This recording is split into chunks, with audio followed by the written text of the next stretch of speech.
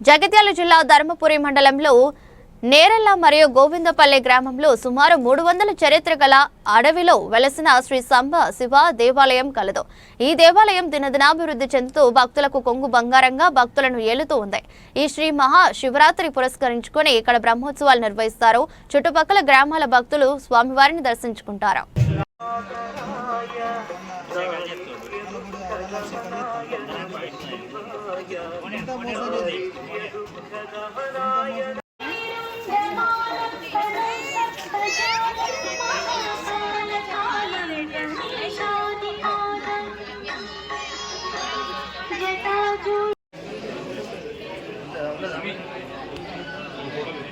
Kalyan time మొత్తం వస్తుంటుంది.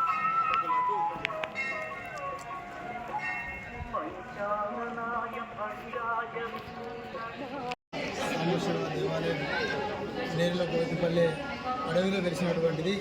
సుమారు ఈ దేవాలయం చరిత్ర తీసుకుంటే 300 సంవత్సరాల పైచిలికి నుండే ఈ దేవాలయం చిన్న నిర్మాణంలో ఉన్నదని పూర్వీకులు మన పెద్దలు చెప్పేవారు.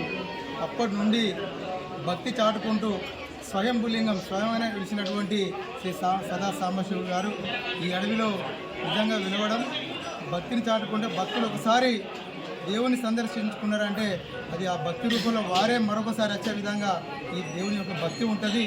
కాబట్టి మేమైతే ఈ 2 గ్రామాల ప్రజలము అసలు ఏ నిర్మాణంలో ఉండే పూర్వీకులు అట్లాంటి స్థితిలో ఉండి ఇలా ఎంత భక్తిని చాటుకుంటుంది దేవుడు.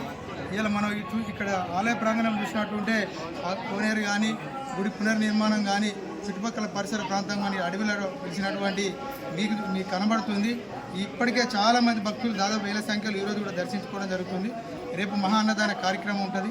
ఆ తర్వాత ఎడ్ల బండ పోటీ ఉంటుంది, రథోత్సవం ఉంటుంది. కాబట్టి మేమైతే కోరుకుంటున్నాం మా నేరెళ్ళ అని మేము చెప్పుకు మా సదా సాంబశివుడు గారు చుట్టుపక్కల పరిసర గ్రామాల నుంచి వేలాదిగా తరలి భక్తులు రావడం నిజంగా వారి యొక్క భక్తిని దేవుడు వాళ్ళకి ప్రసాద రూపంలో వాళ్ళకి మంచి చేయాలని చేస్తుండని మరి వచ్చే భవిష్యత్తులో కూడా ఇంకా మంచి దీన్ని రూపాంతరం చెంది భక్తిభావం చాటి అందరికి భక్తులకు వరాలు అందించాలని కూడా మేము సందర్భం కోరుకుంటున్నాం. వాగర్థ యువ సంవృత్తౌ వాగర్థ ప్రతిపత్తయే జగతః పితరో వందే పార్వతీ పరమేశ్వరో.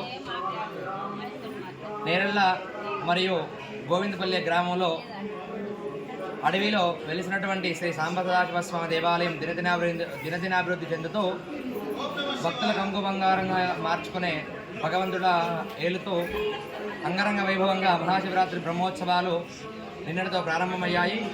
నిన్న గోపూజ చేసుకొని స్వామివారి బ్రహ్మోత్సవాలు ప్రారంభం చేసుకున్నాం. ఈరోజు ఉదయాత్పూర్వం స్వామివారికి సుప్రభాత సేవ, ఫలపంచామృతాల రుద్రాభిషేకము, విశేష పూజలు నిర్వహించుకోవడం జరిగింది. 11:45 స్వామివారి యొక్క కళ్యాణ మహోత్సవం నిర్వహించుకోవడం జరిగింది. అలాగే మరియు నిశీకాలం అనగా అర్ధరాత్రి లింగోద్భవ సమయంలో 12:05 స్వామివారికి మరలా రుద్రాభిషేకం, నిశీ పూజ మరియు బిల్వపత్రాలతో అర్చన చేయడం జరుగుతుంది.